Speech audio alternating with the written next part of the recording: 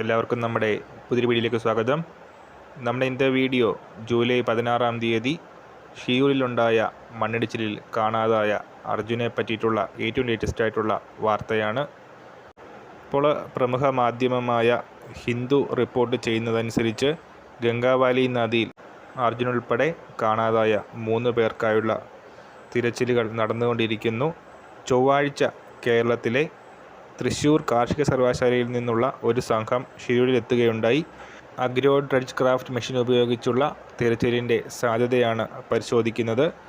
ഇപ്പോഴും ഗംഗാവാലി നദിയിലെ അടിയൊഴുക്ക് വളരെ ശക്തമാണ് എന്ന് ഈ ഒരു മാധ്യമം റിപ്പോർട്ട് ചെയ്യുന്നു. അതോടൊപ്പം തന്നെ ഈശ്വർ മാൽപ്പയുടെ നേതൃത്വത്തിലുള്ള സംഘം വീണ്ടും ശ്രമം തുടരും എന്നും ഈ റിപ്പോർട്ടിൽ പറയുന്നു.